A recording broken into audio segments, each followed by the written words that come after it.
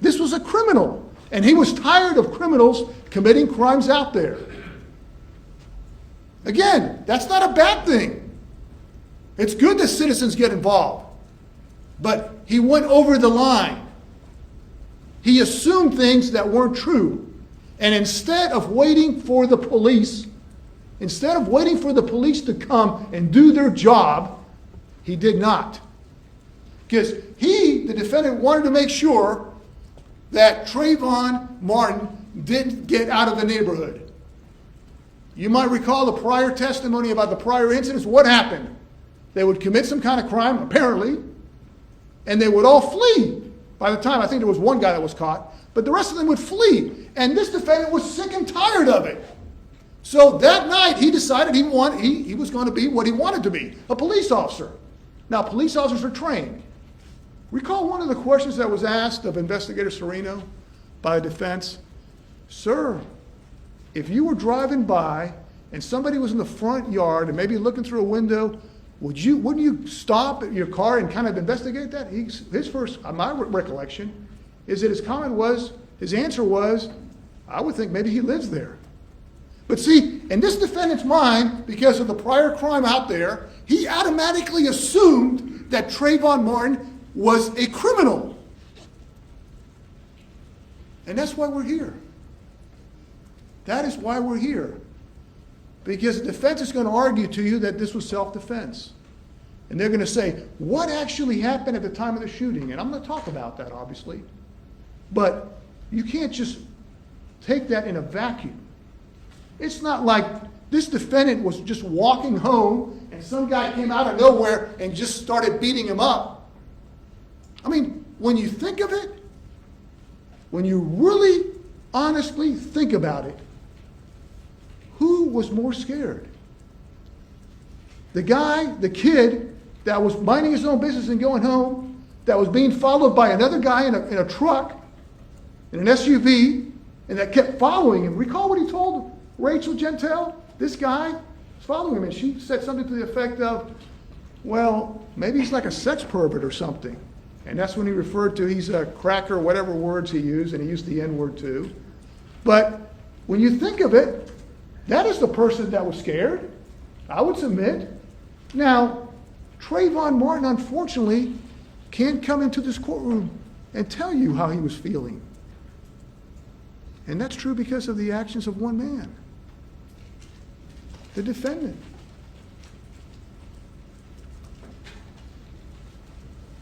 Let's talk about the defendant that night. No dispute that he lived there at Retreat of Twin Lakes. No dispute that he was I would submit he was the neighborhood watch. But again, that's perfectly good. That's a good thing. But he was upset that burglars got away. That's also a good thing. That's good that people get involved. And apparently, according to his statement, he was driving to Target. Now, he's driving to Target, it's raining, and what does he do? Okay, he calls the police suspicious, but then he tracks this guy down. He tracks Trayvon Martin. He doesn't just call the police and, okay, stay in your car. He keeps following him. And then he goes even further. He gets out of the car. So he sees the victim, he's suspicious of the victim, and then he calls 911, non-emergency. Now, all those actions, no crime's been committed there. There's no crime right there. But it's important to realize this is what led to Trayvon Martin being dead.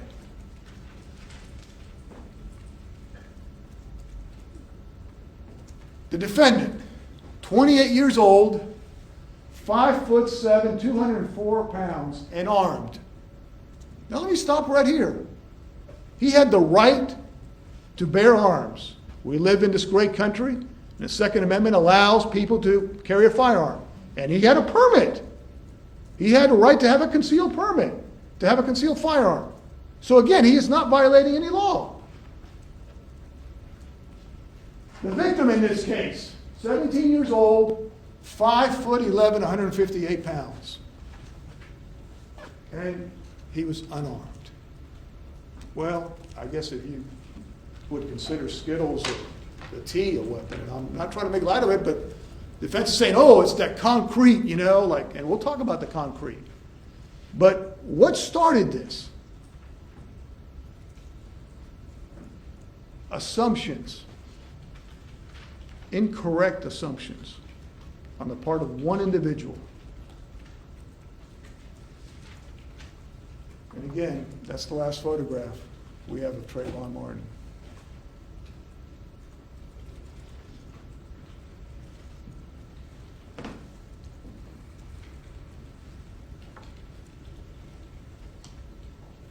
This innocent 17-year-old kid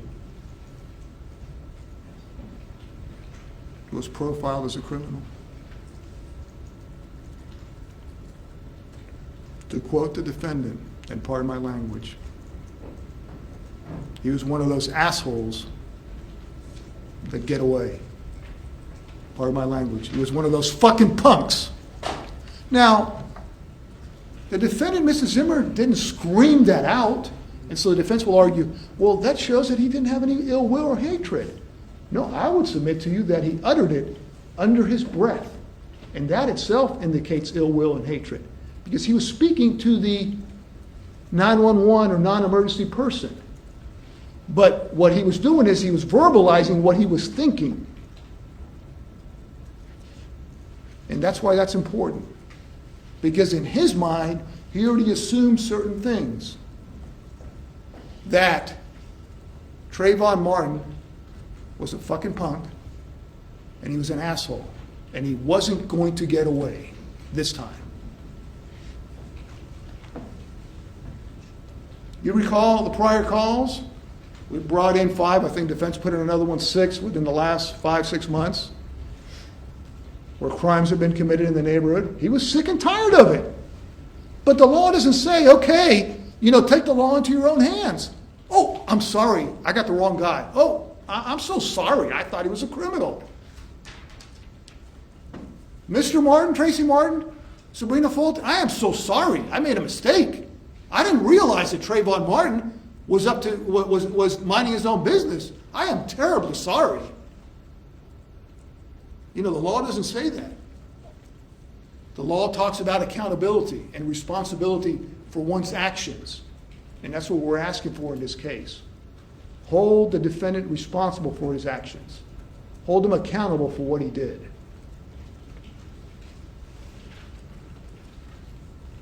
Because if the defendant hadn't assumed that, Trayvon Martin would have watched the basketball game. George Zimmerman, I'm assuming, would have gone to Target and did whatever he does on Sunday evenings, and we wouldn't be here.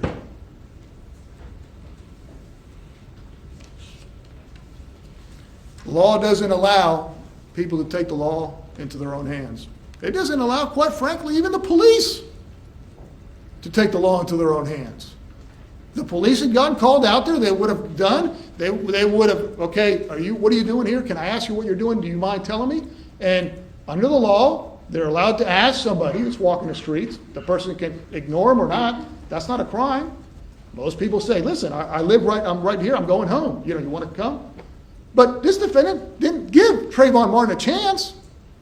Recall the testimony of this defendant in terms of the interviews, and I'm going to play certain parts for you.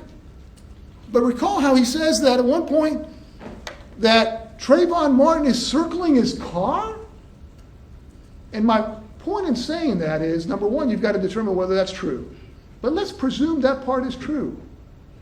And he says he's got something in his hands. Why does this defendant get out of the car if he thinks that Trayvon Martin is a threat to him? Why? Why? Because he's got a gun. He's got the equalizer. He's going to take care of it. He's a wannabe cop. He's going to take care of it. He's got a gun. And my God, it's his community. And he's not going to put up with it. And if the police are taking too long to respond, he's going to handle it.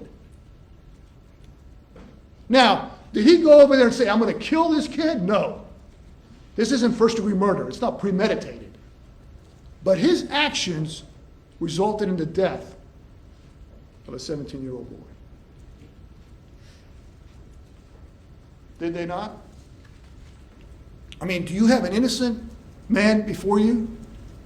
Is it really self-defense when you follow somebody? First of all, when you profile somebody incorrectly, when you automatically label him a criminal because he's acting in your mind, and in his mind, as suspicious, because he's wearing a hoodie, because it's raining and he's walking the streets or not walking fast enough.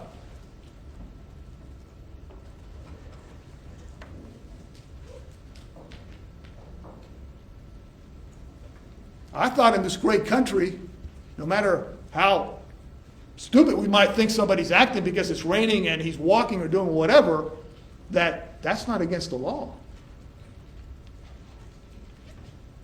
He did have his hoodie on. It was raining off and on. What's ironic in this case, and what I want to spend some time talking with you about, is the defendant's statements. Because you might think, well, hold on. You're the state. What are you putting on his self-serving statements when he's denying committing a crime, when he's saying it's self-defense? We wanted to tell you all the evidence. We wanted to put in all the witnesses that saw something of value out there. Because we wanted you to get the truth. We wanted you to get the complete story. But in doing so, I want to analyze, dissect with you the defendant's statements. Why was it necessary for the defendant to exaggerate everything that happened? Why was it that it took him a while, even at the very end, he kept denying something? What? Obviously, he kept denying that he intentionally killed him, that it was, he said self-defense. But what was important even before that? What did he keep denying? That he followed him. Because the defendant knew that if he admitted he followed him, then that showed that ill will, hatred. That put him in that category, pardon my language, fucking punk, an asshole. And that's what we have here, ladies and gentlemen. That's why he kept talking about, I didn't know the name of the street. I was looking for an address. Remember that video? And I'm going to show it to you again, the part where he's walking and he goes to the detectives, like the investigators, like there's some fools or something. Look, this is the back of the houses here. There's no addresses. Well, right in front of him is an address. And by the way, there's only 3 streets. How difficult can it be? And he's the neighborhood watch guy. He's been living there 4 years. And he takes his dog down to that dog walk. But he doesn't know the names of the street. He doesn't know the main street that you go in. Because, see, when he admits something like that, then it proves one thing, that he was following him. That he had profiled him and he was following him. And that shows his guilt. Because it shows that his actions led, unfortunately, to the death of Trayvon Martin. So you can't just say, okay, what happened at the actual interaction between them? And again, we're going to talk about that. Because unfortunately, and I stress unfortunately, there's only one person, well, there's 2 people. One person's not with us anymore. But there's only 2 really people who knew what really happened out there. And he, the defendant, made sure that other person couldn't come into this courtroom and tell you what happened.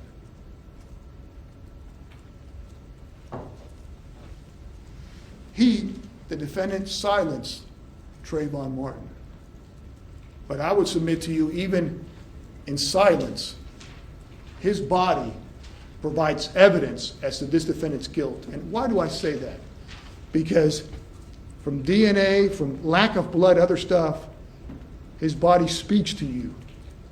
And even in death, and it proves to you that this defendant is lying about what happened. Do you recall one of the things we talked about at some point with one of the witnesses, I think it was Dr. DeMaio, a very impressive, distinguished doctor, about this photograph the defense keeps parading? Recall what I did? I said, what do you expect? Blood. And I'm going to show you the photographs. Not just at the medical examiners because they're saying, that Dr. Bao, he's incompetent, he didn't know what he was doing. No, I'm going to show you the photographs at the scene, which show what? No blood in his hands. Now they're going to say, it was raining.